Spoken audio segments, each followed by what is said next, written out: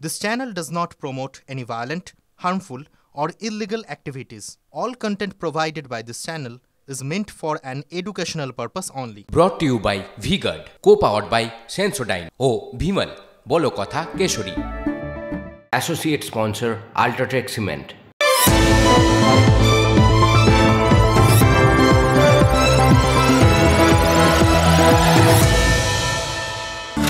সতেরোই আগস্ট 1780 কলকাতা তখন ব্রিটিশ ভারতের রাজধানী। এখন যেখানে ন্যাশনাল লাইব্রেরি, সেখানে ডুয়েল লড়েছিলেন ওয়ারেন হেস্টিংস, বড় লাট হেস্টিংস। হেস্টিংস লড়েছিলেন ফিলিপ ফ্রান্সিস নামে এক সাহেবের বিরুদ্ধে। স্যার ফ্রান্সিস ছিলেন গভর্নর জেনারেলের কাউন্সিল সদস্য। গভর্নর জেনারেল হেস্টিংসের সঙ্গে ফ্রান্সিসের মতবিরোধ চরমে পৌঁছয়। হেস্টিংসকে ডুয়েল লড়ার চ্যালেঞ্জ জানান ফিলিপ ফ্রান্সিস। নির্দিষ্ট সময়ে মুখোমুখি হন ফ্রান্সিস আর হেস্টিংস। একই সময় দুজনের পিস্তল থেকে গুলি ছোটে। ফ্রান্সিসের গুলি লক্ষ্যভ্রষ্ট হয়। ওয়ারেন হেস্টিংসের ছোড়া গুলি ফ্রান্সিসের গায়ে লাগে। ডুয়েলে জেতেন হেস্টিংস। এখন সেই ইস্ট ইন্ডিয়া কোম্পানিও নেই, সেই কলকাতাও নেই।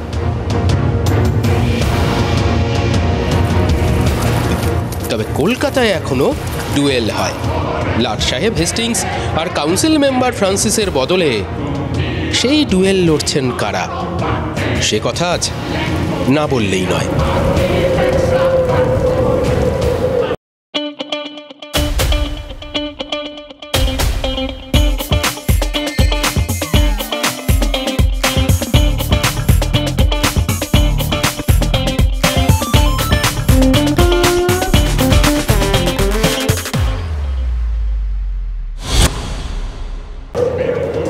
একটা বেশ লড়াই আবহাওয়া তৈরি হয়ে গেল, তাই না? আসলে চারপাশের আবহাওয়াটার সঙ্গে মানিয়ে নেওয়ার জন্য ওই শুরুতেই এরকম গা গরম করে নেওয়াটা একটু জরুরি ছিল, ওয়ার্ম আপ আর কি। ইতিহাস বলে এই 16শো শতাব্দীর শেষ দিকে ইউরোপে ওই ডুয়েল লড়াইটা শুরু হয়।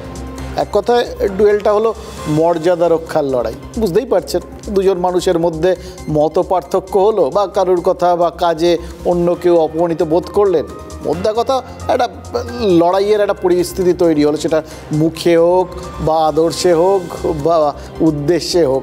ব্যাস একজন আরেকজনকে ডুয়েলের চ্যালেঞ্জ ছুড়ে দিলেন। সব রাজারা, লাট সাহেব, এদেরই ব্যাপার আর কি এটা। ফলে বুঝতেই পারছেন এরা সেই সময় হাত থাকতে মুখের কথায় বিশেষ বিশ্বাস করতেন না আর কি। ওই জন্যই যা হতো একদম হাতে গরম ফয়সলা, মামলা মোকদ্দমা, আইন আদালত, ওসব চিরকাল আমাদের মতো ছাপোষা লোকেদের জন্য। চল তোকে কোর্টে দেখে নেবো, এটা তো সেই চেনা হুমকি আর কি, তোকে আমি কোর্টে টেনে নিয়ে যাবো। এই কিছুদিন আগে পর্যন্ত এই হুমকিটা শুনলে বাঙালির আক্কেল গুরুম হয়ে যেত।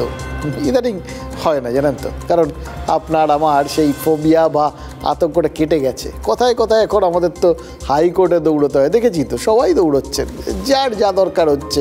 এমনকি একটা যদি কোনো একটা কাউকে কোথাও পুজো করতে হয় বা কাউকে কোথাও একটা হয়তো সভা করতে হবে, তাহলেও যেতে হয়।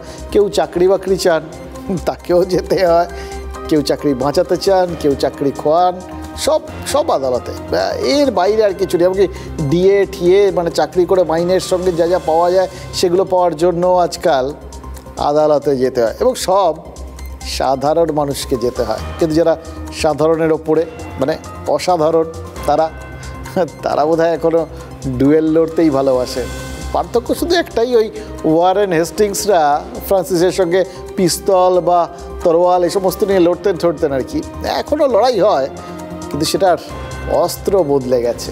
এখন একটু হাইটেক যুক্ত, তাই অস্ত্র হচ্ছে ভাইরাল ভিডিও। ভাইরাল ঝড়ের গতিতে অনেক বেশি মানুষের কাছে ঝপাঝপ পৌঁছে যাওয়াটাকেই তো ভাইরাল হওয়া বলে। এমনিতে ভাইরাল ব্যাপারটা মজার, আজকাল বেশ মজার হয়ে গেছে এই বিভিন্ন সোশ্যাল মিডিয়া, ইন্টারনেটের যুগ বলে। এমনিতে ভাইরাল ব্যাপারটা অতটা মজার নয়, কিন্তু আমি সেটা আগে জানতাম। ভাইরাস থেকে ভাইরাল করোনার সময় আরও বেশি করে বুঝেছি। মানে যে ইনফেকশানটা ভাইরাস থেকে হয় এবং খুব তাড়াতাড়ি একজন থেকে আরেকজন ছড়িয়ে পড়ে, সেটা ভাইরাল। আজকের দিনে ঠিক সেই রকম, যে ভিডিওটা একজন থেকে আরেকজনের বা যে কথাটা সবই ওই রকম সোশ্যাল মিডিয়ার মাধ্যমে একজনের থেকে আরেকজনে খুব দ্রুত ছড়িয়ে যায়, ভাইরাল। এমন কিছু যেটা দেখে চমকে যেতে হয়, লোকের আকর্ষণ জাগে, সবাই দেখতে আগ্রহী হয়, এরকমই সব ছবি, এরকমই সব বস্তু যা মনের ধারণাগুলোকে বদলে দিতে একদম খুব খুব কার্যক্ষম। জানেন তো, এখন ইন্টারনেট রয়েছে, সোশ্যাল সাইট রয়েছে, তাই ভিডিও ভাইরাল হয় কিছু, আর কিছু করা যায়, মানে করা যায় যখন, তখন তার একটা নির্দিষ্ট টার্গেট থাকে।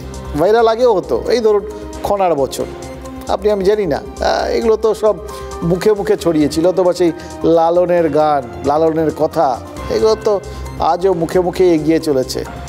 রামকৃষ্ণ পরমহংসদেবের এত যে বাণী, আজকের দিনে সব লেখা টেখা বেরিয়েছে, তার আগে তিনি যা ওরে নড়েন বলে তিনি যা বলতেন সেটাই মুখে মুখে ছড়িয়ে যেত, তাই না? আসলে এই গোটা বিষয়টা সময়ের সঙ্গে সঙ্গে বদলেছে। আমরা একটা সময়, একদিন আমার সাথে কথা হচ্ছিল, একজন আপনাদের সাথে বোধহয় শেয়ারও করেছিলাম, যে একজন প্রখ্যাত তিনি সিনেমা স্টার, তাকে বলেছিলাম সবাই এত রকম প্রচারের জন্য কাণ্ড কারখানা করে, শাহরুখ খান, আমির খান কী না করছে তাদের সিনেমার প্রচারের জন্য, আপনি এখনও কেন ওরকম পেছনে পড়ে রয়েছেন? তিনি বলেছিলেন তিনি এখন ওই ক্লাসিক্যাল প্রসেসটাতেই বিশ্বাস করেন, এটা অনেক বেশি এফেক্টিভ। ক্লাসিক্যাল প্রসেস মানে যেটা মুখে মুখে ছড়ায়, এই মুখে মুখে আগে লোকগান বা লোকবার্তা বা এরকম বিভিন্ন গল্প গাছা এগুলো ছড়াতো, আজকের দুনিয়ায় ইন্টারনেটে ভাইরাল ভিডিও ছড়িয়ে বেড়ায়, তফাৎ খুব একটা বেশি নেই। কিন্তু ওই ভিডিও সেগুলো কিন্তু অনেক বেশি ইম্প্যাক্টফুল হয়, যেহেতু চোখেও দেখা যায়। জানেন তো, এই যে সন্দেশখালিতে বহু মহিলা নির্যাতনের অভিযোগ তুলে পথে নামলেন, আর সেই ভিডিও দিকে দিকে ছড়িয়ে পড়ল, বিরোধীরা সেই ভিডিও প্রচার করে দাবি করলো যে সন্দেশখালিতে অনেক বড় অন্যায় হয়েছে।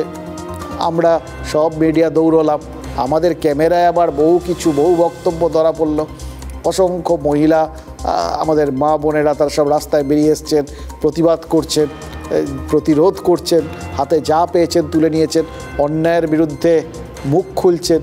এগুলো আমরা দেখলাম, আপনাদের দেখালাম, আপনারা কিছু দেখলেন, কিছু বুঝলেন, কিছু বিশ্বাস তৈরি হলো। এবার প্রশ্নটা হচ্ছে, কত বড় অন্যায় হয়েছে বা আদৌ হয়েছে কি না সেটা নিয়ে ধারণা হয়তো তৈরি হলো, কিন্তু সেটা সত্যি বা আদৌ সেটা মানে নিরপেক্ষ একটা ব্যাপার কিনা, নিরপেক্ষ দৃষ্টিভঙ্গির থেকে দেখা হচ্ছে কিনা, সেটা তো প্রমাণ সাপেক্ষ। আসলে এই যে ন্যায় অন্যায় বোধ না, এই বিষয়টাই আপেক্ষিক। কারোর কাছে সেটা যদি যেটা কারোর কাছে ন্যায়, অন্যজনের কাছে যেটা অন্যায়। আজকে ধরুন আদালত একটা রায় দিল, সেটা কারুর ভাল লাগবে কারণ তার সপক্ষে গেছে, কারুর খুব খারাপ লাগবে কারণ তার বিপক্ষে গেছে। ফলে বিরোধীদের কাছে, রাজনীতির ক্ষেত্রে আর কি, বিরোধীদের কাছে যেটা অন্যায় সেটা শাসকের কাছে ন্যায় খুঁজে পাওয়ার জায়গা, এটাই তো স্বাভাবিক। খোদ প্রধানমন্ত্রীও যখন বলতে শুরু করলেন যে সন্দেশখালিতে অত্যাচার হয়েছে, ভয়ঙ্কর অত্যাচার, তখনই তো একটা পাল্টা ন্যারেটিভ সামনে চলে এলো। পাল্টা ন্যারেটিভ মানে পাল্টা প্রচারের রাস্তা, পাল্টা একটা বক্তব্য ছড়িয়ে দেওয়া। তৈরি করলো কে আর ছড়ালোই কে? না, পাল্টা প্রচারটা কে ছড়ালো আমরা জানি, তৃণমূল।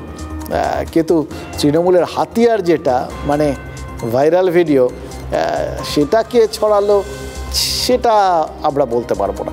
ছড়িয়ে গেছে, সোশ্যাল মিডিয়ায় আছে, আপনি আমি দেখতে পাচ্ছি, এবং তৃণমূল যখন প্রেস কনফারেন্স করছে তখনও তারা দেখাচ্ছে, এইটুকুনি বলতে পারি। এই ভিডিওটাই তো এখন সব মিলিয়ে সেন্টার স্টেজে চলে এসছে, ভিডিও পলিটিক্স। এটা হচ্ছে এই বাংলার রাজনীতিতে একদম লেটেস্ট নতুন শব্দবন্ধ। होता था एक दिन नहीं, लगातार जब तक उनका जीना बढ़ जाए तब तक उनके साथ रेप होता। তো প্রমাণিত হয়ে গেছে, তৃণমূলই প্রমাণ করেছে যে ওখানে গ্যাং রেপ হয়েছে। संदेश खाली में क्या हुआ ये पूरा देश जान चुका है। सालों तक आपके नाक के नीचे महिलाओं पर अत्याचार होता रहा, तृणमूल कांग्रेस के गुंडे अत्याचार करते रहे। তখন ফেব্রুয়ারি মাস, সন্দেশখালীর মহিলারা গর্জে উঠেছেন। হালকা শীতের মধ্যেও তেতে উঠেছে বঙ্গ রাজনীতির ময়দান। শুভেন্দু অধিকারী, দিলীপ ঘোষ বা সুকান্ত মজুমদারের মতো রাজ্য নেতারা তো বটেই, সন্দেশখালি নিয়ে তৃণমূলকে নিশানা করেছেন নরেন্দ্র মোদী, অমিত শাহরাও। ভোটের দামামা বাজার পরেও নিরন্তর বাউন্সার দিয়ে গেছেন প্রধানমন্ত্রী, কেন্দ্রীয় স্বরাষ্ট্রমন্ত্রী।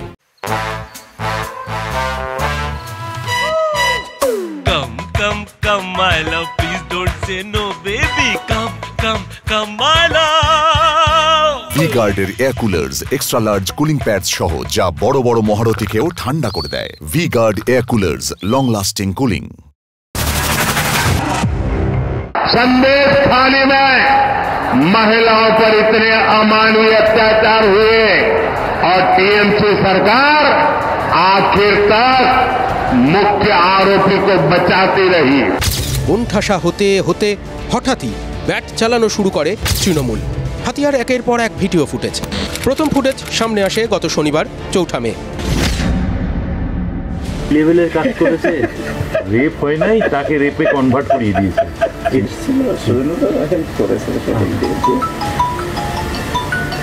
এইটা না করলে ওখানে আর এই তাবড় তাবড় মালকে গ্রেপ্তার না করাতে পারলে তোমরা ওখানে দাঁড়াতে পারবে না। আর গ্রেপ্তার করাতে গেলে তোমাদের এই করতে হবে। তৃণমূল দাবি করে ভাইরাল ভিডিও ফুটেজের অন্যতম চরিত্র বিজেপি নেতা গঙ্গাধর কয়াল। কি বলেছিলেন গঙ্গাধর? পুরোপুরি চক্রান্ত এবং ষড়যন্ত্র। পয়লা ভিডিওর রেশ কাটতে না কাটতেই তৃণমূল আরও একটা ভিডিও হাতিয়ার করে।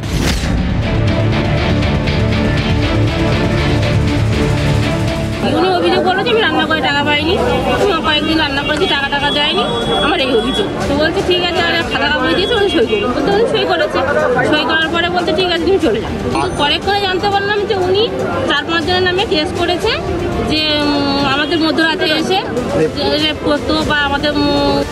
দাবির মধ্যে কথা, নির্যাতনের অভিযোগ ঠিক নয়। এরই মধ্যে তৃতীয় ভিডিও ফুটেজও হাজির। এখানে আবার চরিত্র রেখা পাত্র, বিজেপির বসিরহাটের প্রার্থী। দেখা যাচ্ছে রাষ্ট্রপতির কাছে যে আন্দোলনকারীদের নিয়ে যাওয়া হয়েছিল তাদের পরিচয় নিয়ে সংশয় প্রকাশ করছেন বসিরহাটের বিজেপি প্রার্থী নিজে। একই অভিযোগ সন্দেশখালীর অন্য এক আন্দোলনকারী মাম্পি দাসেরও। আর আমরা নিজের মায়েরা যদি সন্দেশখালীতেই পড়ে আছি, তাহলে আমাদের মুখ নিয়ে কারা গিয়েছে এটা তো আমাদের জানার প্রয়োজন আছে। তাহলে আমরা কারা? মাম্পি এখন বলছেন ভিডিওটা পুরনো। ভিডিওটা একদমই ওটা অনেক পুরানো ভিডিও। দেখুন এটা টিএমসির একটা চাল। পরের পর ফুটেজ পেয়ে মাঠে নেমে পড়েছে তৃণমূল। ফুঁ দিয়ে বিজেপির অভিযোগ ওড়ানোর পালা চলছে, সঙ্গে বহুমুখী কর্মসূচি। ইতিমধ্যেই সন্দেশখালীতে একাধিকবার মহিলাদের সামনে রেখে মিছিল হয়েছে। বৃহস্পতিবারও বসিরহাটের প্রার্থী হাজী নুরুল ইসলামের সমর্থনে তৃণমূল মিছিল বের করে। শুধু বাংলায় নয়, দিল্লিতেও সক্রিয় বাংলা শাসক দল। নির্বাচন কমিশনে গিয়ে শুভেন্দু অধিকারীদের বিরুদ্ধে অভিযোগ জানিয়ে এসেছে তৃণমূল কংগ্রেস। থেমে নেই তৃণমূল পরিচালিত সরকারের পুলিশও। পিয়ালি ওরফে মাম্পি দাসের বাড়িতে নোটিশ ছাঁটিয়েছে পুলিশ, যাকে বলে সাঁড়াশি আক্রমণ। এরপর কি? এটা মোটামুটি ওই বিভিন্ন যে ওয়েব সিরিজ হয় না, তাতে দেখবেন পরবর্তী পর্ব এরকম থাকে আর কি। এটাও দেখে মনে হচ্ছিল সবে তো 3টে হয়েছে, এরপর আরও কত আসবে কে জানে। শিরশিরানি থেকে দ্রুত আরাম পান সেন্সোডাইন র্যাপিড রিলিফের সাথে। বিরোধী নেতারা হয়তো ভাবছেন যে রাজ্যের শাসক দলের কপালটা খুব চওড়া, নাহলে ভোটের সময় এরকম সন্দেশখালীর একটার পর একটা ভিডিও চলেও আসে, ভাইরালও হয়। এই যে তৃতীয় ভিডিওটা ভাইরাল হলো, তাতে তো রাষ্ট্রপতির কাছে নালিশ জানাতে যাদের নিয়ে যাওয়া হয়েছিল, ওই সন্দেশখালীর বাসিন্দা হিসেবে, নির্যাতিতা হিসেবে, তাদের পরিচয় নিয়ে সংশয় প্রকাশ করতে দেখা যাচ্ছে রেখা পাত্রকে। একই কথা বলতে শোনা যাচ্ছে সন্দেশখালীর আরেক আন্দোলনকারী মাম্পি দাসকে। দেখুন, ভিডিওর সত্যাসত্য আমরা যাচাই করিনি, কিন্তু যারা রাজনীতি করছেন তারা করছেন কি, তাদের অবশ্যই সমস্ত কোনো কিছুই যাচাই টাচাই করার কোনো দায় নেই। পেয়ে গেছেন, ওই দেখে মনে পড়ে যাচ্ছিল ছোটোবেলায় যখন সেই রামায়ণ বা মহাভারত টিভিতে রোববার দিন রামানন্দ সাগরের রামায়ণ বা মহাভারত পরবর্তী ক্ষেত্রে দেখবেন হাত তুললো এরকম করে, স্যাট করে একটা অস্ত্র চলে এলো, এরকম ব্যাপার আর কি। তখন দেখতাম খুব শূন্যর থেকে অস্ত্র নেমে আসছে যখন যেটা দরকার, অ্যাপ্রোপ্রিয়েট অস্ত্রগুলো। এও সেরকম, ভোটের সময় হাত ফাঁকা, এদিকে বিজেপি খোলা মাঠে চালিয়ে খেলছে, একটা ডিফেন্স করতে লাগবে তো, কিন্তু ডিফেন্স করতে গেলে কেউ আক্রমণ চালাচ্ছে, পাল্টা আক্রমণের জন্য হাতে রসদ তো চাই। হাত তুলে দিন, চলে এলো একটা ভিডিও, আবার আরেকটা ছেড়ে দিলেন। এখন তো একটা অন্যরকম যুগ না আসলে, ওইরকম যেহেতু ওই ওয়েব সিরিজ দেখে দেখে আমরা অভ্যস্ত হয়ে গেছি, ফলে পর একটা সিজনে অনেকগুলো ভিডিও থাকে, পর আসে, এই সেরকম বিভিন্ন পর্বগুলো আসতে হয় আর কি, সেটাই দেখছি। এই যে ধরুন এখন তৃণমূল এমন একটা ভিডিও খুঁজে পেয়ে গেল, শেষ ভিডিওটা, তাতে বসিরহাটের বিজেপি প্রার্থী রেখা পাত্রকে দেখা গেছে। এবার হয়তো যেটা বলছিলেন মাম্পি দাস, যে তারা ভিডিওটা যখনকার তখন তো অনেক দিন আগের ভিডিও হতেই পারে, তখন তাদের জানা ছিল না যে রেখা পাত্র তিনি প্রার্থী হয়ে যাবেন, ফলে কোথাও গিয়ে অন্য কেউ লাইমলাইটে চলে আসছে, তারা আন্দোলন করছেন। খারাপ লাগার থেকে হয়তো কিছু বলে থাকলেও থাকতে পারেন, ওই বললাম সত্য যাচাই করতে পারেনি, কিন্তু এখন তারা বলছেন ওটা পুরোনো ভিডিও, মানে ভিডিওটা সত্যি, তখন ক্ষোভটা সেটা সত্যি ছিল, এখন সে ক্ষোভ নেই, অথচ তৃণমূল এখন সেটাকে পেশ করতেই পারে, কারণ তৃণমূলের কাছে গোটা ব্যাপারটা ওই বলে না, everything is fair in love and war, যুদ্ধ আর প্রেমে কোনো কিচ্ছু অনৈতিক নয়, যেটা হাতে পাবেন কাজে লাগিয়ে দিন, জয়টা হচ্ছে আসল কথা। এই ভোট যুদ্ধের ময়দানেও যে কোনো পক্ষই তাদের কাছে তো জয়টাই আলটিমেট কথা, সিটটা পেতে হবে, নীতি নৈতিকতা ওসব নিয়ে কে মাথা ঘামায় মশাই। এই তো দেখলেন কে কোথায় কোন দলের হয়ে জিতছেন, কোন পতাকায় জিতছেন, তারপর মতগুলো মানুষের যাবতীয় রায়কে পায়ে ঠেলে দিয়ে অন্য দলে চলে যাচ্ছেন, যে দলকে হারিয়ে জিতলে সে দলে চলে যাচ্ছে। তো কোথায় নৈতিকতা, কোথায় নীতি, এ সমস্ত নিয়ে কেউ মাথা ঘামায় নাকি? এটাই এখন স্বাভাবিক। দেখুন সিঙ্গুর নন্দীগ্রাম আন্দোলনের কথাটা ভাবুন তো একবার, সে সময় পুলিশি অত্যাচারের প্রমাণ হিসেবে বহু ছবি, বহু ভিডিও সামনে এনেছিল তৃণমূল, আর সেই সমস্ত ছবি বা ভিডিও ফুটেজের মোকাবিলা করার জন্য হয়তো প্রস্তুত ছিল না তখনকার সরকার, বাম সরকার, কোনো পাল্টা হাতিয়ারই তারা পায়নি, পাল্টি হাতিয়ার খুঁজে নিতে পারেনি তারা, সেদিনের বামফ্রন্ট সরকার যেটা করতে পারেনি সেটা আজকের তৃণমূল সরকারও পারবে না, এরকম ভাবার তো কোনো কারণ নেই। যারা প্রথম ওইরকমভাবে ভিডিও টিডিও ব্যবহার করেছিল তারা যে প্রয়োজনে সেটা আরেকবার ব্যবহার করতে পারবে, বা সেটা সেই সময় আক্রমণের অস্ত্র ছিল, এই সময় প্রতিরোধের অস্ত্র হিসেবে সেটাকে ব্যবহার করবে, এতে আশ্চর্যের কী আছে? এক্সপিরিয়েন্সটা বেশি না, তাই তারা করেছে। সন্দেশখালীর মহিলাদের নির্যাতনের যে অভিযোগ বিরোধীরা, বিশেষ করে বিজেপি হাতিয়ার করেছিল, তৃণমূল তো সেই অভিযোগের সত্যতা নিয়েই প্রশ্নটা তুলে দিচ্ছে, এটা ছাড়া কিন্তু উপায় ছিল না। তার কারণ এমন গোড়ার দিকে আঘাত করে প্রশ্নগুলো উঠেছিল, সেটা একদিকে যেমন গোটা রাজ্যের কাছে একটা দৃষ্টান্ত হয়ে যাচ্ছিল, কোনো একটা জনপদের মানুষজন তারা অভিযোগ করছেন যে তাদের জমি জমা সব কেউ নিয়ে নিয়েছে, কেউ তাদের চাষের জমিতে নোনা জল ঢুকিয়ে সেটাকে ভেরি বানিয়ে দিয়েছে, আর মা বোনেরা অভিযোগ করছেন দীর্ঘদিন ধরে তারা নির্যাতনের শিকার। এটার অভিঘাতটা ভাবতে পারছেন? গোটা রাজ্যের মানুষের কাছে, এমনকি গোটা দেশের মানুষের কাছে তো এটার প্রভাব মারাত্মক। সবাই ভাববেন এটা আজকের যুগে এই 2024-এ এটা হয়, সবাই তো ভাবছেন সেটা, এবং সেটা কেউ কিছু দেখে না, জানে না, জঙ্গলরাজ নাকি, এটা তারা মানুষজন ভাবছেন। এবার এই প্রচারটা যত বেশি হবে, ভাবুন এটা গোটা राज्य জন্য একটা বদনাম। हाँ शुक्ला जी, भिजवाना सिर्फ अल्ट्राटेक ही। मान गया बेटा, पर अल्ट्राटेक ही क्यों? आप ही ने तो कहा था कि घर जिंदगी में सिर्फ एक ही बार बनता है। घर एक मौका एक, इसलिए सीमेंट भी देश का number 1। UltraTech, India's number 1 cement. গোটা রাজ্যের প্রশাসনের জন্য এটা একটা বড় ব্যর্থতা, শাসক দলের জন্য চরম অস্বস্তি।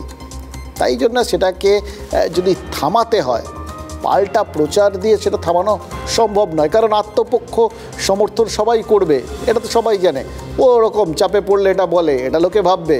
তাই যেটা করার দরকার ছিল সেই অভিযোগগুলোকেই একদম গোড়ায় আঘাত করে তার সত্যতা নিয়ে প্রশ্ন তুলে দেওয়া। না রয়েগা বাস না বাজেগি বাঁশরি, যদি অভিযোগগুলোই মিথ্যে প্রমাণ হয়ে যায় তাহলে তো সেই অভিযোগের প্রভাব সেটাও মুহূর্তের মধ্যে মিলিয়ে যাবে। সেটাই করছে তৃণমূল এই ভাইরাল ভিডিওগুলোকে দিয়ে, এগুলোকে হাতিয়ার করেছে তারা। অভিষেক বন্দ্যোপাধ্যায় থেকে বিমান বন্দ্যোপাধ্যায়, সেখান থেকে শোভনদেব চট্টোপাধ্যায়, পরপর বিভিন্ন স্তরের নেতাদের বক্তব্যগুলো দেখুন, প্রত্যেকে একভাবে প্রচারটা করছেন, একভাবে বক্তব্য রাখছেন।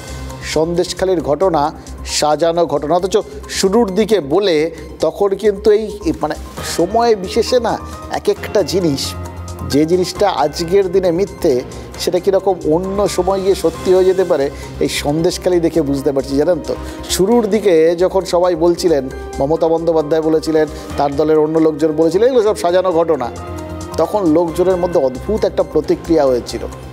এবার এখন আবার তারা দেখেছেন যে না, সময়ের আগে বক্তব্যটা রাখা হয়ে গেছিল, এখন এই সমস্ত ভিডিও টিডিও বেরিয়ে বেশ একটা প্রেক্ষাপট তৈরি হয়ে গেছে, প্ল্যাটফর্মটা পারফেক্টলি তৈরি। এইবার সেই শক্তপোক্ত প্ল্যাটফর্মে দাঁড়িয়ে আবার সেই আগে করার বক্তব্যগুলোকে তারা বার করে নিয়ে এসছেন, সাজিয়ে গুছিয়ে পরিষ্কার করে আবার ছেড়ে দিচ্ছেন।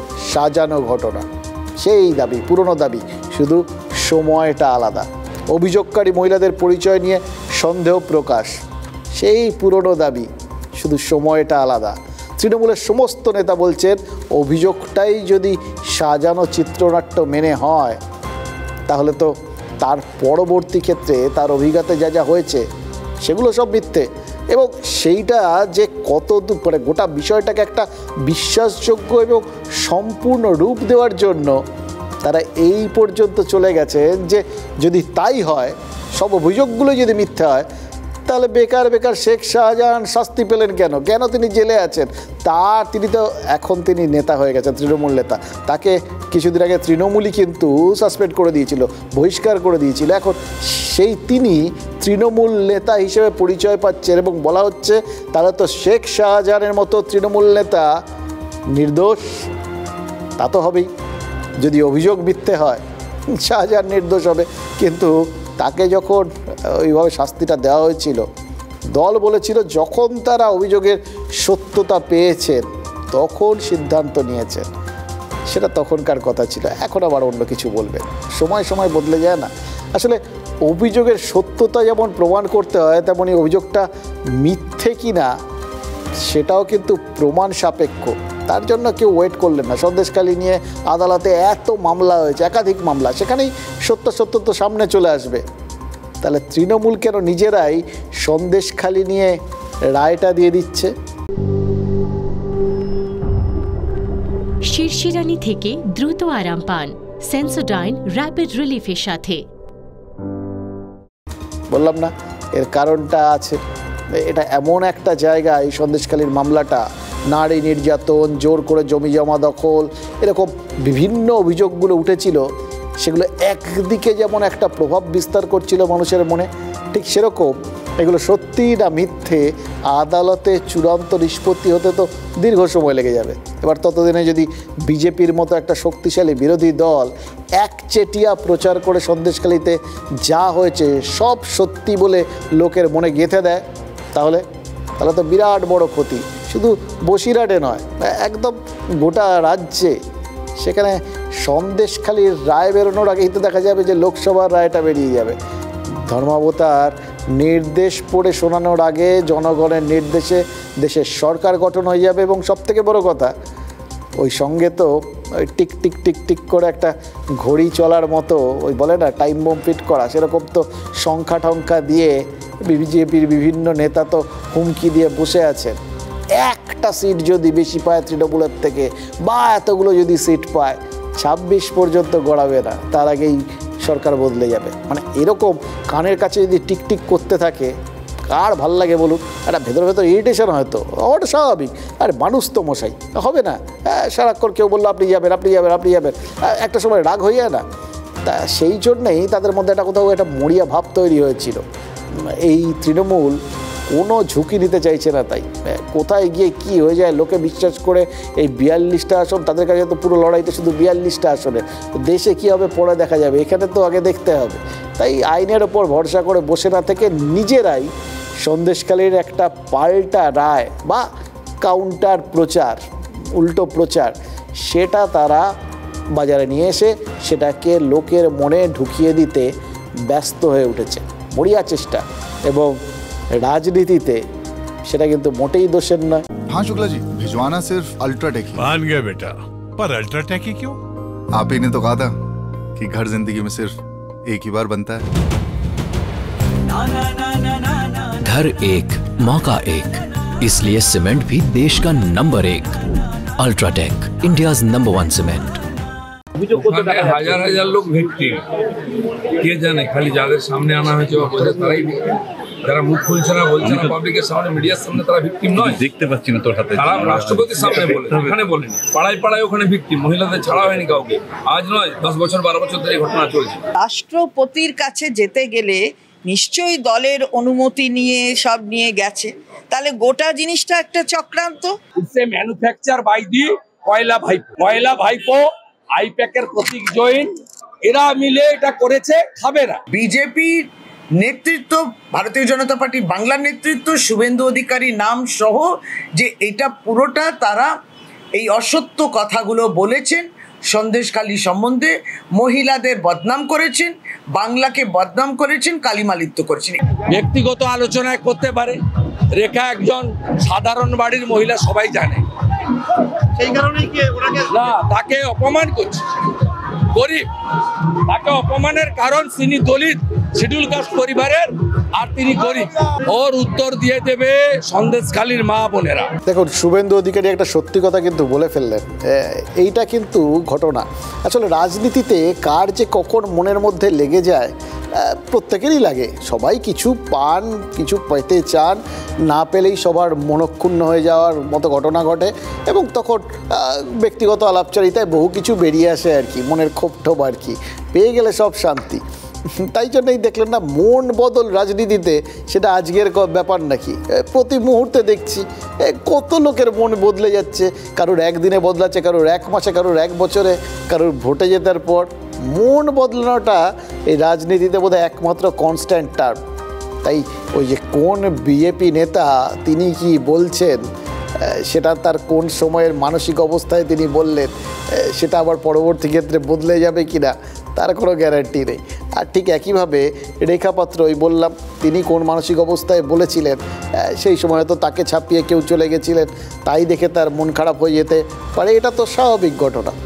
হয়তো তিনি এক্সপেক্ট করেছিলেন তাকে নিয়ে যাওয়া হবে, কিন্তু তাকে যে আরও একটা বড় স্তরে পরবর্তী ক্ষেত্রে প্লেস করা হবে, সেটা হয়তো তিনি টের পাননি।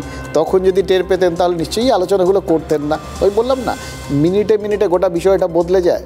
কিন্তু গোটা বিষয়টা ওই এখন দিল্লি নিয়ে, যখন দিল্লিতে কারা গেছিলেন, এই লেটেস্ট ভিডিও, সেটা নিয়ে যখন আলোচনা হচ্ছে, তার মানে গোটা বিষয়টা ফের একবার জাতীয় স্তরে পৌঁছে গেছে। এমনিতে সন্দেশখালীর ইস্যুটাকে জাতীয় স্তরে নিয়ে গেছিল বিজেপি। দেশের একমাত্র মহিলা মুখ্যমন্ত্রীর রাজ্যেই মহিলারা নিরাপদ নয়, কথা তো আমাদের সঙ্গে ATV9-এর সঙ্গে ইন্টারভিউতে বলেছিলেন প্রধানমন্ত্রী। সন্দেশখালীকে জাতীয় ইস্যু করে দেওয়ার পেছনে বিজেপির উদ্দেশ্য কী ছিল সেটা তো খুব পরিষ্কার।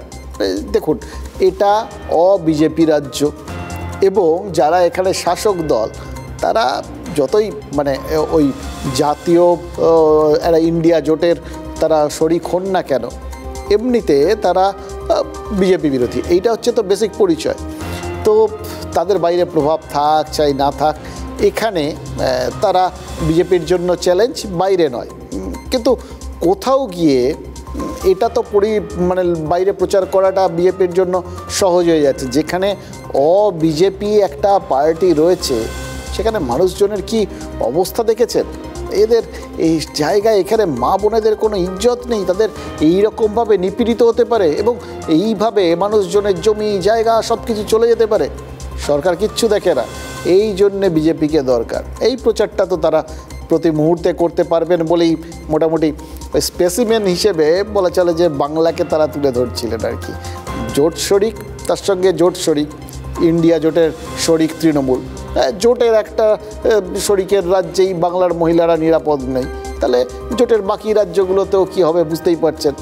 এবার এই প্রচার রাহুল গান্ধী বা অখিলেশ যাদবদের অস্বস্তিতে ফেলতে যথেষ্ট, এটাই হয়তো মনে করেছিলেন নরেন্দ্র মোদী বা অমিত শাহরা। এবং কাজ যে হচ্ছিল না তা কিন্তু নয়। এতদিন সন্দেশখালী ইস্যুতে তৃণমূলের হয়ে সেভাবে দেখেছেন ইন্ডিয়া জোটের অন্য দলগুলো সেভাবে গলা ফাটাচ্ছে, সব চুপচাপ ছিল, সবাই পরিস্থিতিটা মাপছিল। কিন্তু এখন পরিস্থিতি আলাদা। সন্দেশখালীর এই যে ভিডিওগুলো একের পর এক ভাইরাল হয়ে গেল, এটা নিয়ে যেরকম রাজ্য রাজনীতিতে আলোড়ন পড়ে গেছে, তেমন জাতীয় রাজনীতিতেও সেটা চর্চার বিষয় হয়ে উঠেছে, এতটাই চর্চার বিষয়, মানে লোকজনকে এতটাই বেশ উদ্বুদ্ধ করেছে আর কি। জাতীয় কংগ্রেসের মুখপাত্র পবন খেরা তিনি সোশ্যাল মিডিয়ায় প্রশ্ন তুলে দিয়েছেন যে সন্দেশখালী ষড়যন্ত্রে বিজেপির যোগসাযোগ নিয়ে একটা বিতর্ক হবে নাকি। আবার সেই ডুয়েলের আহ্বান আর কি। সন্দেশখালী ডুয়েলে পবন খেরা তৃণমূলের পাশে যখন দাঁড়িয়েছেন, তার খেয়াল আছে তো যে সন্দেশখালীতে নারী নির্যাতনের অভিযোগটা একা বিজেপি নয়, বাংলার কংগ্রেস নেতারাও সমানভাবে তুলেছেন, সমানভাবে সরব হয়েছেন। 16ই ফেব্রুয়ারি প্রদেশ কংগ্রেস সভাপতি অধীর চৌধুরী সন্দেশখালীতে গেছিলেন স্বয়ং, এবং তখন সেখান থেকেও তিনি পরিষ্কার করে বলেছিলেন এটা কতটা নিন্দনীয় একটা ঘটনা, ন্যাক্কারজনক ঘটনা। তাহলে সন্দেশখালীর পুরোটাই সাজানো বা পুরোটাই ষড়যন্ত্র, এটা যখন পবন খেরা বলছেন তখন তো তিনি শুধু বিজেপি নয়, নিজেদের অস্ত্রকেও ভোঁতা করে দেওয়ার চেষ্টা করছেন। এবার এটা কি তার মন বদল? ওই বললাম, নেতাদের মন কখন বদলে যায় সেটা কেউ বলতে পারে না। নাকি তিনি এই জাতীয় কংগ্রেসের মুখপাত্র হয়েও বিশেষ ভাবনা চিন্তা না করেই মনে হয়েছিল হাতের সামনে একটা লোপ্পা বল পেয়ে গেছি, ব্যাটটা চালিয়ে, ভাবনা চিন্তা না করেই ব্যাটটা চালিয়ে দিয়েছিলেন। তো চালিয়ে দিয়ে এবার কি হলো?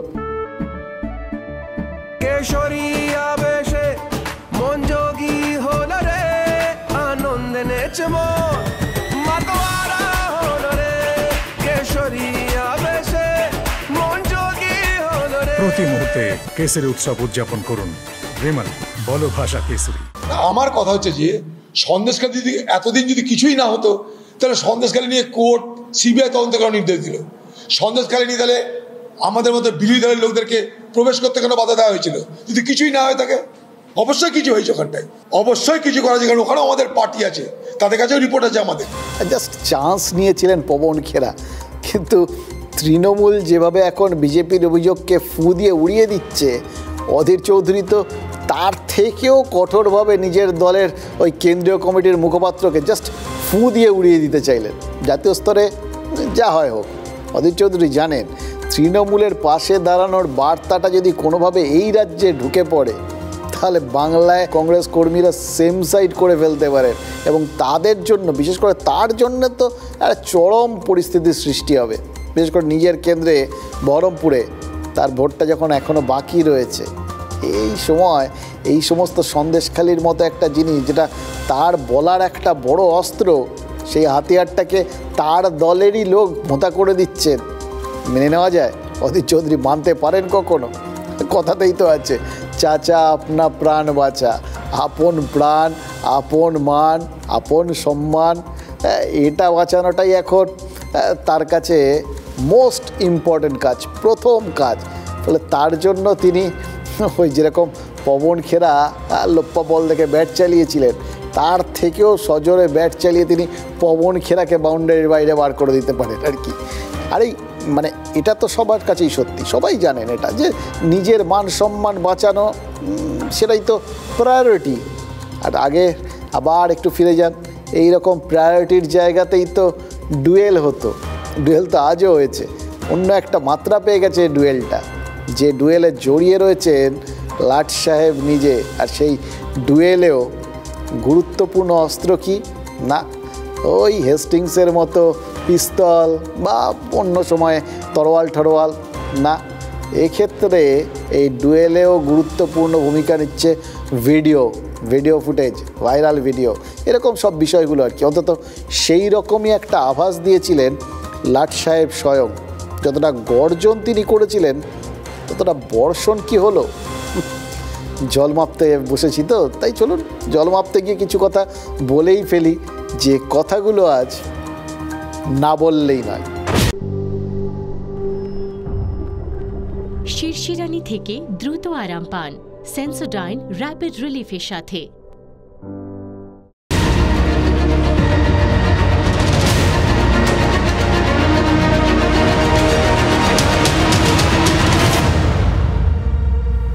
हाँ शुक्ला जी, भिजवाना सिर्फ अल्ट्राटेक ही। मान गया बेटा, पर अल्ट्राटेक ही क्यों?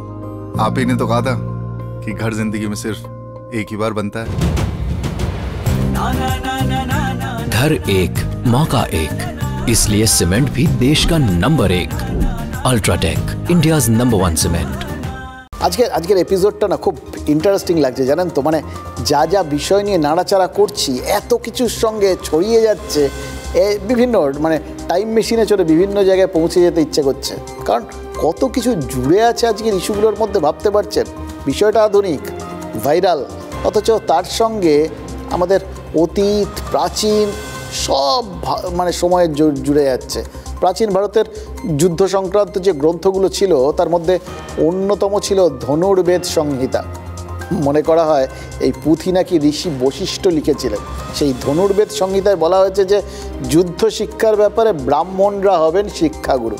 চিরকাল শিক্ষাগুরুর ব্যাপারটা, সে পড়াশুনো হোক বা যুদ্ধ হোক, সব কিছুর দায়িত্বই ব্রাহ্মণরাই নিতেন, তাদের জন্য একদম সিকিউরড ব্যাপারটা ছিল। আর ক্ষত্রিয়দের জন্য ছিল অস্ত্র শিক্ষা, তাদের জন্য একদম মাস্ট এটা। রাজ্যপাল সিভি আনন্দ বোস মালয়ালি, তিনি কি জানেন? তিনি মালয়ালি ক্ষত্রিয়।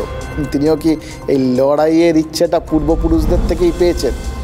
নাহলে এরকম একটা বিষয় নর্মালি যে জিনিসগুলোতে লোকজন অন্তত মানে কি বলবো, একটু রেস্ট্রিক্টেড ওয়েতে, একটু রেখে ঢেকে গোটা বিষয়গুলোর প্রতিরোধ করার চেষ্টা করেন, এবং যে সেটার মধ্যে যখন কেউ কিছু বলেন তখন তার মধ্যে যথেষ্ট যুক্তি নিয়ে বা জোর গলায় বলার চেষ্টা করেন।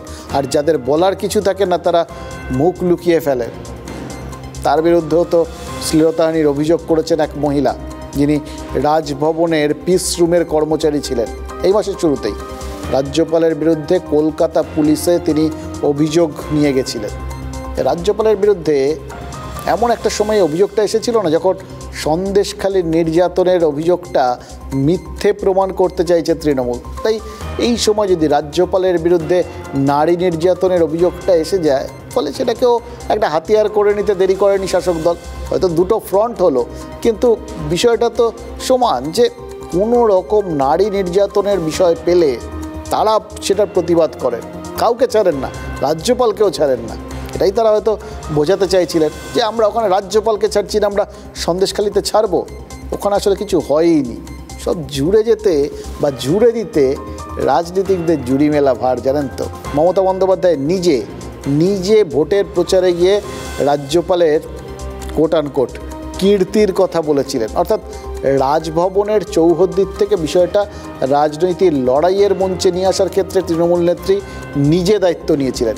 দেখুন, যেহেতু রাজ্যপালের একটা সাংবিধানিক রক্ষা কবচ আছে, তাই তার বিরুদ্ধে আইনি পদক্ষেপ নেওয়া সোজা নয়, কিন্তু তার বিরুদ্ধে এই বিষয়গুলো ছোট ছোট নাড়াচাড়ার মাধ্যমে লোকের মনে গেঁথে দেওয়া, সেটা কি খুব কঠিন। এবং তাতে রাজ্যপালের আর যাই হোক ইমেজটা যে ধূলিসাৎ হবে, এবং সেই রাজ্যপালকে যদি অন্য কারোর প্রতিভূ হিসেবে দাঁড় করিয়ে দেওয়া যায় যে উনি আসলে এদের হয়ে কাজ করছেন, এইটা বলে দেওয়া যায়, তাহলে রাজ্যপালকে সামনে রেখে কাকে টার্গেট করা হলো, বুঝতে পারছেন তো। এবার সেই জায়গাটায় তখন বলা যাবে যে এদের দলের লোকগুলো, তা যারা একদম সরাসরি দলে রয়েছে, দেখছেন তো তারা কি সমস্ত ভিডিও আসলে পরিষ্কার, ওই ভিডিওগুলো যেগুলো বেরিয়েছে সন্দেশখালী, যে তারা আসলে কীরকম সমস্ত জিনিসকে নিজেদের মতো করে ব্যবহার করে নিতে পারে, কত বড় ষড়যন্ত্র করতে পারে। আর তাদের দলের সঙ্গে যাদের আমরা মনে করছি যুক্ত, তাদের দলের প্রতিনিধি বলে যাদের মনে করছি, সে যে পদেই থাকুক না কেন, তাদের অবস্থা দেখুন।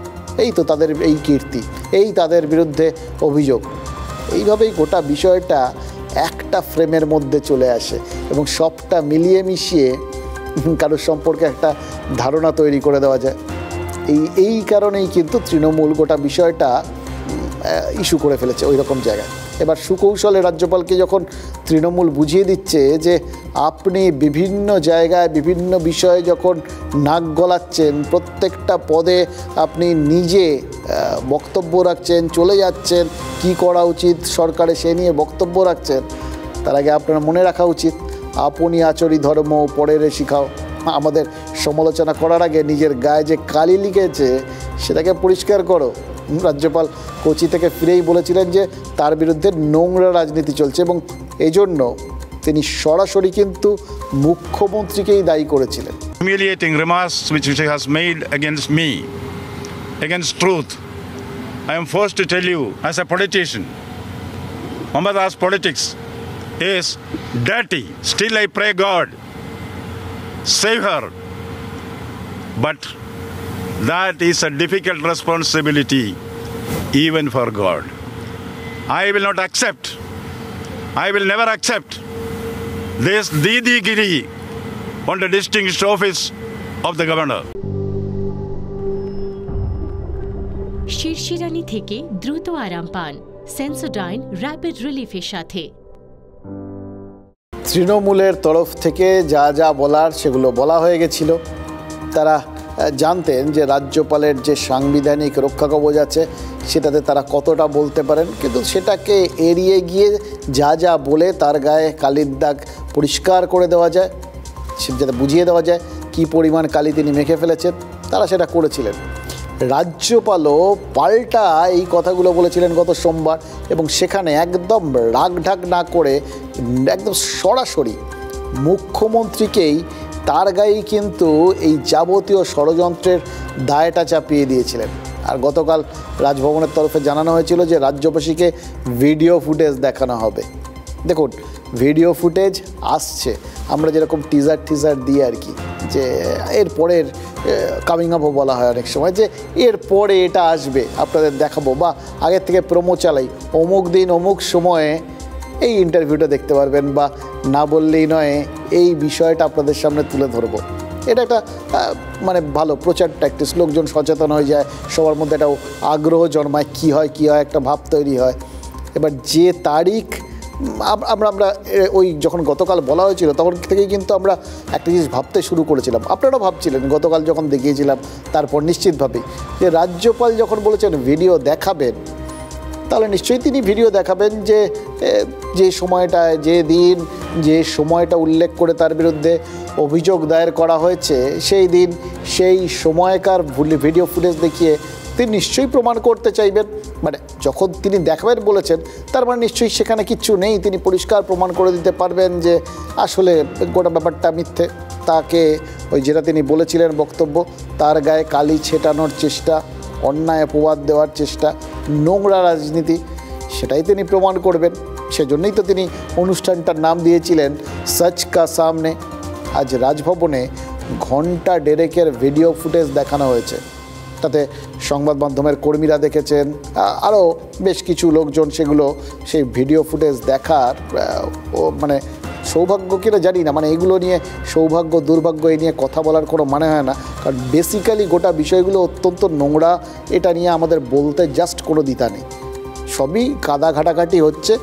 আমরা আমাদের প্রফেশন, আমাদের পেশা, এই পেশাগত দায়িত্বের জায়গা থেকে সেই কাদা ঘাটছি, আমরা বাধ্য ঘাটতে, তাই ঘাটছি।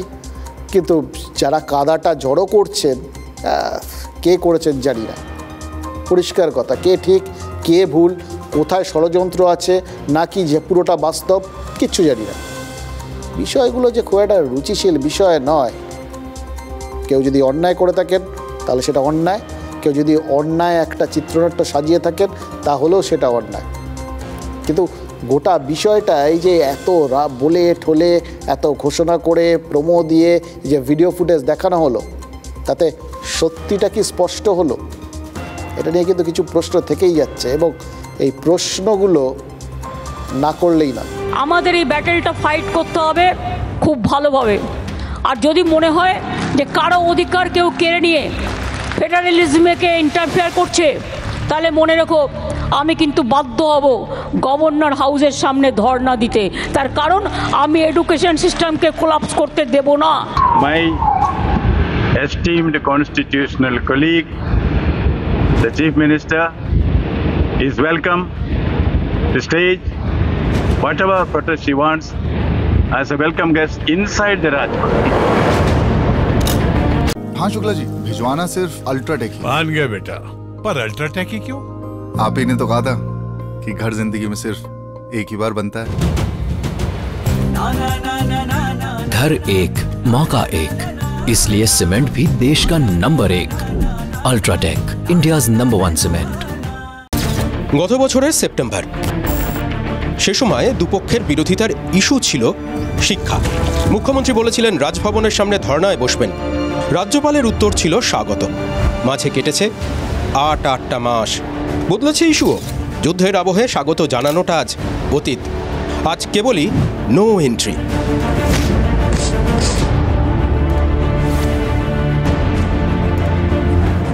রাজ্যপালের বিরুদ্ধে শ্লীলতাহানির অভিযোগ, যা বাংলা শুধু নয় দেশের ইতিহাসেও নজিরবিহীন, অনেকেই সে কথা বলেছেন।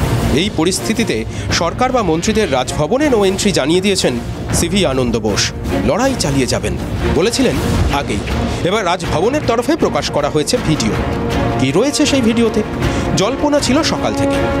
ভিডিওতে দেখা যাচ্ছে বিকেল 5:32 পুলিশ আউটপোস্টের পাশ দিয়ে গিয়ে 5:33 নাগাদ ওসির রুমে ঢুকলেন এক মহিলা। পরে বিকেল 5:40 অতিরিক্ত পুলিশের রুমে ঢুকলেন। রাজভবনের দাবি ওই মহিলা অভিযোগকারিনী। কিন্তু এই ভিডিওতে কি প্রমাণ হলো? দিনের শেষে উত্তরের খুঁজে রাজ্য রাজনীতি।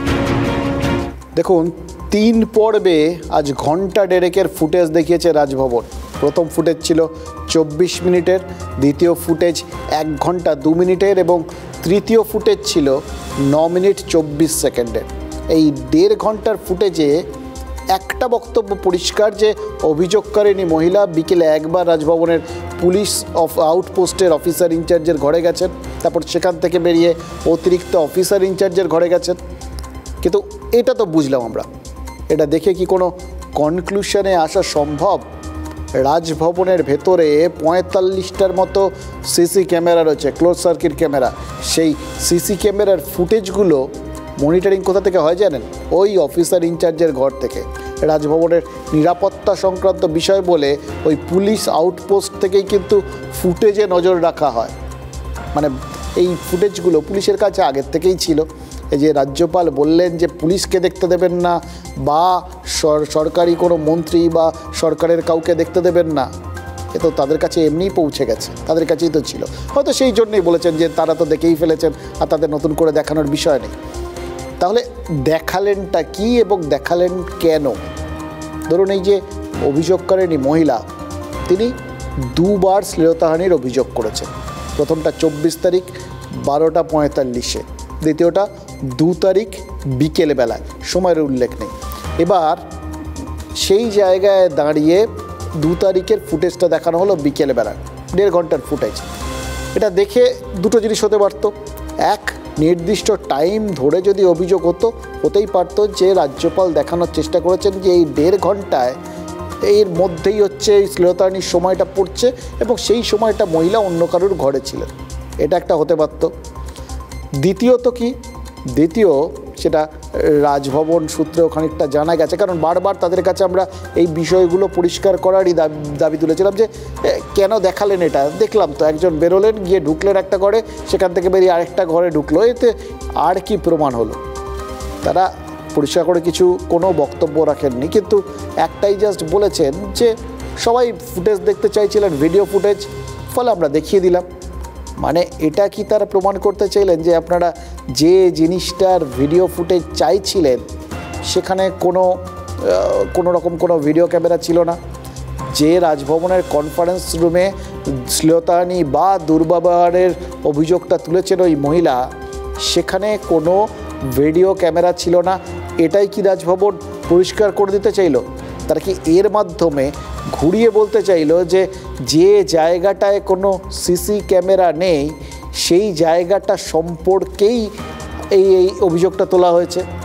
মানে এটা একটা ষড়যন্ত্র, এবং এমন একটা ষড়যন্ত্র যেটা সবার সামনে নিয়ে এসে তার ইমেজ তো মানে পর্দাফাই করে দেওয়া হলে এটা বোঝা যাচ্ছে, কিন্তু সেইটার জায়গায় সেটা প্রমাণ কেউ করতে পারবেন না, কারণ কোনো রকম ক্যামেরা কিছু নেই। ক্যামেরা থাকলে সেটা তার ডিফেন্সে কাজে লাগতো। এটাই কি রাজ্যপাল এই ভিডিও ফুটেজগুলো দেখিয়ে বোঝানোর চেষ্টা করলেন? এখন আবার বলছি, কে সত্যি কে মিথ্যে, কিন্তু সেটা তো এখন আর প্রমাণের কোনো জায়গা নেই। মাঝখান থেকে তৃণমূল কিন্তু প্রশ্ন তোলার সুযোগ পেয়ে গেছে, আর অভিযোগকারিনী তিনিও বলার সুযোগ পেয়ে গেছেন যে ভিডিও ফুটেজ প্রকাশ করে তার সম্মান ধুলোয় মিশিয়ে দিলেন রাজ্যপাল। ঠিকই তো, আমরা তো জানি যে আপনাদের যে ছবিগুলো দেখাচ্ছি, এই যে ভিডিও ফুটেজটা দেখাচ্ছি, এই ভিডিও ফুটেজের মধ্যে আমরা ব্লার করে দিয়েছি সেই মহিলাকে। আমরা যাদের এটা কোর্টেরও নির্দেশ, আমরাও করি এটা, যারা এরকম অভিযোগগুলো তোলেন, তারা নির্যাতনের কোনো রকম শিকার হয়েছেন বা শ্লীলতাহানির শিকার হয়েছেন, যাদের সম্মানহানি হয়েছে, তাদের আমরা পরিচয় প্রকাশ করি না। রাজ্যপাল যে ফুটেজ দেখালেন তাতে তো যেই দেখে থাকুন, থার্ড পার্টি কেউ না কেউ তো দেখলেন, তারা তো এই মহিলার পরিচয়টা জেনে গেলেন। তাহলে কি একটু একটা অন্যায়কে, রাজ্যপালের বক্তব্য এটা অন্যায়, ষড়যন্ত্র, সেটাকে প্রকাশ করতে গিয়ে আরেকটা অন্যায় হয়ে গেল না? সত্যি মিথ্যা তো পরে আদৌ জানি না কি হবে, রাজ্যপালের বিরুদ্ধে তদন্তের অনুমতি পাওয়া যাবে কিনা, তারপর সেগুলো নিয়ে কতদূর কী এগোবে সে তো পরে। রাজ্যপাল পুলিশকে বলে দিয়েছেন তদন্ত অবিলম্বে বন্ধ করতে, কিন্তু এই যে ঘটনাটা ঘটলো সেটা কি খুব আইন সিদ্ধ হলো? আমাদের জানতে ইচ্ছে করছে আসলে, রাজভবন এটাও জানতে ইচ্ছে করছে জানেন তো, রাজভবনের এই ডুয়েলটাও কি ওয়েব সিরিজের মতো?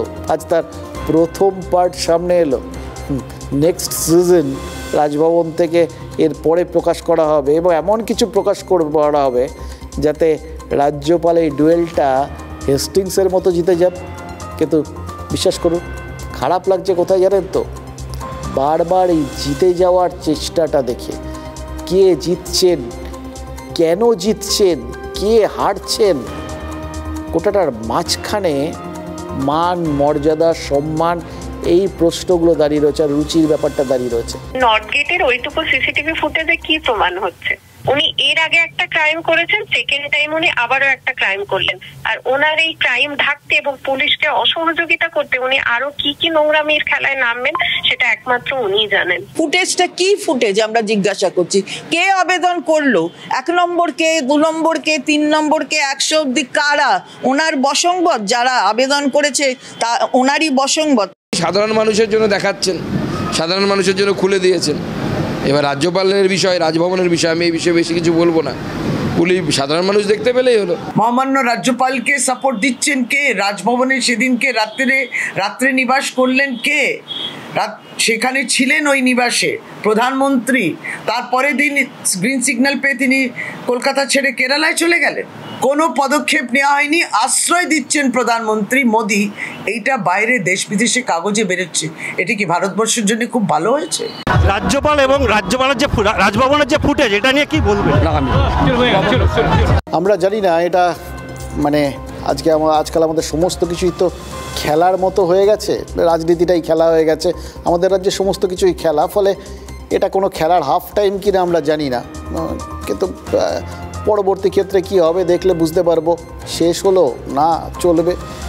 তবে ফুটবল খেলায় হাফ টাইমটার পর কি হয় জানেন তো, ওই ডান দিকের দলটা বাঁ দিকে চলে যায়, বাঁ দিকের দলটা ডান দিকে চলে যায়, মানে পালা বদল হয়। ক্রিকেটে যেরকম প্রত্যেক ওভারে সাইড চেঞ্জ হয় আর কি, তো রাজনীতিতে এরকম পালা বদল হয়, নেতারা দল বদল করে, দলও জোট বদল করে, কিন্তু শাসক আর বিরোধীর বয়ান সেটাও এরকমভাবে অদল বদল হয়ে যায় নাকি?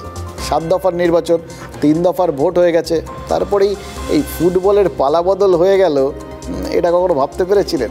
হ্যাঁ, তেলেঙ্গানার করিমনগরের জনসভায় প্রধানমন্ত্রী নরেন্দ্র মোদী হঠাৎ যে আদানি আম্বানির নাম করে রাহুল গান্ধীকে আক্রমণ করে বসবেন, হ্যাঁ ঠিক শুনেছেন, আদানি আম্বানির নাম করেই রাহুল গান্ধীকে আক্রমণ করেছেন প্রধানমন্ত্রী। এটা কখনো কেউ ভাবতে পেরেছিলেন? মাত্র দিন কয়েক আগেও রাহুল মোদীকে নিশানা করতেন, বলতেন ওই আম্বানি আদানির কথা। মোদী কি আসলে রাহুল গান্ধীর হাত থেকে সেই শেষ হাতিয়ারটাও কেড়ে নিলেন? ये कांग्रेस के शाहजादे 5 साल से एक ही माला जपते थे, 5 उद्योगपति, अंबानी अडानी, अंबानी अडानी। लेकिन जब से चुनाव घोषित हुआ है, इन्होंने अंबानी अडानी को गाली देना बंद कर दिया। जरा ये शाहजादे घोषित करें कि इस चुनाव में ये अंबानी अडानी से कितना माल उठाया है। जरूर दाल में कुछ काला है। 5 साल तक अंबानी अदानी को गाली दी और रातों रात गालियां बंद हो गई। मतलब कोई न कोई चोरी का माल टेम्पो भर भर करके आपने पाया है। খেয়াল করে দেখুন, প্রধানমন্ত্রী রাহুল গান্ধীর নাম নিলেন না, কোনোদিন নেয় না। গোটা ভাষণে কংগ্রেসের শাহজাদা বলে সম্বোধন করে গেলেন, আর আম্বানি আদানির নাম বারবার নিলেন। টেম্পো ভর্তি চুরির মাল পাওয়ার অভিযোগ করলেন। কেন করলেন? কারণ মোদি জানেন যে এইবার যারা তার বিরুদ্ধে প্রচার করছে তারা সমস্ত কিছু বলতে পারছে। এখন পর্যন্ত কোথাও গিয়ে কোনো দুর্নীতির প্রসঙ্গ তুলতে পারেনি, শুধু মোদি সরকারের বিরুদ্ধে বঞ্চনা বা অন্যান্য বিষয়গুলো যেগুলো নর্মালি আসে সেগুলো এসছে, কিন্তু কোথাও গিয়ে একমাত্র এই শিল্পপতিদের নামটা বলে একটা হিন্টস দেওয়ার চেষ্টা হয়, একটা ইঙ্গিত দেওয়ার চেষ্টা হয়। এই জায়গাটাও তিনি বন্ধ করে দিলেন, জানেন তো। এই একই সঙ্গে তার গলা দিয়ে যখন সেই অভিযোগটা তিনি ফিরিয়ে দিলেন, ঠিক যেরকম খেয়াল করে দেখুন তৃণমূল তাদের বিরুদ্ধে সন্দেশখালিতে ওঠা অভিযোগগুলোকে পাল্টা হাতিয়ার করে ফিরিয়ে দেওয়ার চেষ্টা করছে। বুঝতে পারছেন, রাজনীতি আসলে ব্যাখ্যা বদলে দেওয়ার খেলা। মোদির ভাষণ সেটা কি প্রাথমিকভাবে কংগ্রেসকে অবাক করেনি? প্রধানমন্ত্রীর আক্রমণটা এমন আকস্মিক ছিল যে কংগ্রেস প্রথমে পাল্টা আক্রমণের লাইন স্থির করতে পারেননি। ঠিক যেরকম নন্দীগ্রামে তৃণমূলের আক্রমণের সামনে বামফ্রন্ট তাদের ডিফেন্স লাইন ঠিক করতে পারেনি। आज ये कह रहे हैं, भाषण में इन्होंने आज कहा है कि राहुल जी अडानी अंबानी का नाम नहीं ले रहे हैं। अरे वाह, रोज तो लेते हैं, रोज हम इनकी सच्चाई आपके सामने इनका खुलासा करते हैं। बहुत सफाई दे रहे हैं, आपने सोचा है क्यों दे रहे हैं? देश की पूरी संपत्ति पकड़ा दी है इन खरबपतियों को। देश देख रहा है, देश समझ रहा है। तो एक दिन तो आएगा ना जब जनता समझेगी कि ये तो सिर्फ छवि थी, असलियत क्या है। अब वो दिन आ रहा है, जब वो दिन आ रहा है तो घबराहट हो रही है, घबराहट हो रही है तो सफाई दे रहे हैं। প্রিয়াঙ্কা গান্ধীর ভাষণের প্রথম ভাগটা খেয়াল করুন, দেখবেন কীরকম ডিফেন্সিভ ছিলেন, কোথাও গিয়ে নিজেদের বাঁচানোর চেষ্টা করছে, নামগুলো যেন আমাদের দিকে ছুটে না আসে। কোথাও গিয়ে পরে হয়তো রিয়েলাইজ করেছেন যে আসলে এটাই মোদি চেয়েছিলেন, তাদের এরকমভাবেই নড়বড়ে করে দেওয়ার চেষ্টা করেছিলেন। তাই জন্যে তখন তিনি পাল্টা একটা প্রচারের জায়গায় যাওয়ার চেষ্টা করলেন। বুঝতে পারলেন যে এটা অ্যাটলিস্ট একটা উল্টো দিকে যাওয়ার চেষ্টা করাটা উচিত, তাই জন্যই বললেন মোদি আসলে সাফাই দিচ্ছেন। এবং মল্লিকার্জুন খার্গে কংগ্রেস সভাপতি, তিনি সোশ্যাল মিডিয়ায় বিভিন্ন পোস্টও শুরু করলেন যে দোস্ত নাড়া। রাহুল গান্ধী তিনিও মোদিকে বিদ্রুপ করে সংক্ষিপ্ত উত্তর দিলেন, সেটাও সোশ্যাল মিডিয়ায়। কিন্তু তার আগেই এগুলো তো পাল্টা পরিকল্পনা, সেটা কতটা লোকের কাছে পৌঁছবে, কিন্তু তার আগে যে চমকটা মোদি দিয়ে দিলেন সেটা কিন্তু সেই অর্থে মাস্টার স্ট্রোক। কারণ ওই বিপক্ষকে একদম ভুল পায়ে ফেলে হুমড়িকে ফেলানোটার নামই তো রাজনীতি। नमस्कार मोदी जी, थोड़ा सा घबरा गए क्या? नॉर्मली आप बंद कमरों में अदानी जी अंबानी जी की बात करते हो, पहली बार आपने पब्लिक में अदानी अंबानी बोला। और आपको ये भी मालूम कि ये टेम्पो में पैसा देते हैं, क्या ये आपका पर्सनल एक्सपीरियंस है क्या? एक काम कीजिए, CBID को इनके पास भेजिए ना, पूरी जानकारी करिए, इंक्वायरी कराइए, जल्दी से जल्दी कराइए, घबराइए मत मोदी जी। और मैं देश को फिर से दोहरा के कह रहा हूँ, जितना पैसा नरेंद्र मोदी जी ने इनको दिया है ना, उतना ही पैसा हम हिंदुस्तान के गरीब लोगों को देने जा रहे हैं। महालक्ष्मी योजना, पहली नौकरी पक्की योजना, इन योजनाओं के माध्यम से करोड़ों लाखपति बनाएंगे हम। इन्होंने 22 अरबपति बनाए हैं, हम करोड़ों लाखपति बनाएंगे। রাহুল গান্ধী আজ আরও একটা ভিডিও বার্তা পোস্ট করেছেন। তার দাবি হচ্ছে মোদি নজর ঘোরাতে চমক দিচ্ছেন, তার কথা যেন কেউ প্রভাবিত না হন। জোট সরকার তৈরি করবে, আর তারপরেই লক্ষ লক্ষ নিয়োগ টিয়োগ শুরু হয়ে যাবে 15ই আগস্টের মধ্যে। আসলে এটা তাকে প্রচার করতে হচ্ছে এখন, কারণ মোদি যে চমক দিয়ে দিয়েছেন সেটাও কিন্তু তার বক্তব্যের মধ্যে দিয়ে বেরিয়ে আসছে। কয়েকদিন আগে এই চমক দেওয়াটার জন্যই হয়তো নরেন্দ্র মোদি সরকারের প্রথম 100 দিনের কর্মসূচির কথা বলেছিলেন। এটা এবার রাহুল গান্ধী 15ই আগস্ট পর্যন্ত কর্মসূচির কথা বলতে শুরু করে দিলেন। মোদির কালকের বক্তব্য শোনার পর রাহুল কি মনে মনে একটু আত্মবিশ্বাসী হয়ে উঠলেন, নাকি হীনমন্যতায় ভুগতে শুরু করলেন যে আরে সবই তো বলে দিচ্ছে, সব বলও নিয়ে নিচ্ছে, তাহলে আমারও কিছু পাল্টা দেওয়া উচিত, ও যদি বলতে পারে তাহলে ঠিক আছে, জোর করে হলেও আমি একটু বলি, এরকম একটা ভাবনা চিন্তা কি তার মধ্যে এলো? বলা মুশকিল। রাজনীতিকরা কে কী ভাবেন বোঝা খুব মুশকিল। দ্বন্দ্ব কেবল একটা জায়গায়, নরেন্দ্র মোদী রাহুলের কাছে নিজে নিজে বলটা ঠেলে দেবেন গোল করার জন্য। কাঁচা কাজ করার মতো রাজনীতিক তো তিনি নন। তাহলে কি সচেতনভাবেই আম্বানি আদানির নাম নিয়েছেন প্রধানমন্ত্রী? তাহলে কতগুলো ডুয়েল দেখলেন বলুন তো। এবার আরেকটা ডুয়েলের কথা বলবো। রাজ্য সরকার বনাম অভিজিৎ গাঙ্গুলি। এটা থেকে মনে হতেই পারে যে রাজায় রাজায় যুদ্ধ হয়, উলু খাগড়ার প্রাণ যায়, এটাই তো স্বতঃসিদ্ধ ব্যাপার একটা। সেটাই হচ্ছে। 2014 সালের টেটের নিরিখে 2020 সালে 16,500 শূন্য পদে নিয়োগ হওয়ার কথা ছিল। নিয়োগের পরেও বেশ কিছু সিট ফাঁকা ছিল।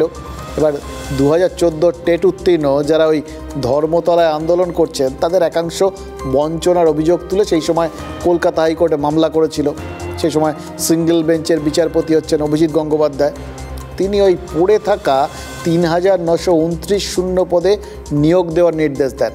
পর্ষদ বা রাজ্য চাকরি দিয়ে দিলে কয়েক হাজারের বেকারত্বের জ্বালা মিটত, কিন্তু পর্ষদ ডিভিশন বেঞ্চে বিচারপতি গাঙ্গুলির নির্দেশটাকে চ্যালেঞ্জ করে, লাভ হয়নি। তারা সেই নির্দেশই বহাল রাখে। তখন পর্ষদ সুপ্রিম কোর্টে মামলা করে। এবার খেয়াল করে দেখুন, এখন পর্যন্ত যাবতীয় যা যা হয়েছে তাতে কিন্তু পর্ষদের স্টান্সটা এক এক জায়গায় এক এক রকম। এই যে আজকে পর্ষদের মামলায় সুপ্রিম কোর্ট এই হাইকোর্টের চাকরি দেওয়ার নির্দেশটা খারিজ করে দিল। এটা থেকে পর্ষদ খুশি হতে পারে, রাজ্য সরকার খুশি হতে পারে এইভাবে যে বিচারপতি গাঙ্গুলির নির্দেশ সুপ্রিম কোর্ট বাতিল করে দিয়েছে, বিচারপতি গাঙ্গুলি এখন তিনি বিজেপি প্রার্থী, এইভাবে আনন্দ পেতে পারে যে প্রমাণ করে দিলাম তিনি ভুল একটা নির্দেশ দিয়েছিলেন। কিন্তু কোন নির্দেশটা বাতিল হলো? চাকরি দেওয়ার নির্দেশ। 2014 সাল থেকে যারা বসে রয়েছেন চাকরি পাওয়ার জন্য, তারা চাকরি পাওয়ার সুযোগটা হারালেন। হয়তো এটাই শেষ সুযোগ ছিল, কারণ বয়স তো বসে নেই। অথচ দেখুন, রাজ্য বারবার এই বিচারপতি গাঙ্গুলির বা অন্য যারা মামলা টামলা করছেন তাদের দিকে আঙুল তোলে, বলে এদের জন্য চাকরি দেওয়া যাচ্ছে না। রাজ্য চাকরি দিতে চায়, এরা সব আটকে দিচ্ছেন, এরা খালি চাকরি খাচ্ছেন। বললাম না, এখানে আবার রাজ্য নিজেই আনন্দ পাবে হয়তো যে তারা কিছু লোকের চাকরি পাওয়ার রাস্তাটা আটকে দিলেন। জায়গায় জায়গায় সময়ে সময়ে যেরকম বক্তব্য বদলে যায়, তেমনি জায়গায় জায়গায় স্টান্স বদলে যায়, অবস্থান বদলে যায়। এটাই হচ্ছে মজা। সাথে বললাম রাজা রাজা যুদ্ধ হয়, উলু খাগড়ার প্রাণ যায়। 2014 আন্দোলনকারীরা কারা বলুন তো? একটু মনে করিয়ে দিই। যারা করুণাময়ীতে আন্দোলনে বসেছিলেন, রাতের অন্ধকারে পুলিশ দিয়ে যাদের টেনে হিঁচড়ে তুলে নিয়ে যাওয়া হয়েছিল, এরা সেই হতভাগ্য চাকরি প্রার্থী। দেখুন, ওই বললাম বারবার তৃণমূল দাবি করে অভিজিৎ গাঙ্গুলি চাকরি খাওয়ার চেষ্টা করছেন। কে চাকরি দেওয়ার চেষ্টা করছিলেন এক্ষেত্রে, আর কারা চাকরি খেকোর চরিত্রটা বেছে নিল, একবার একটু ভাবুন তো।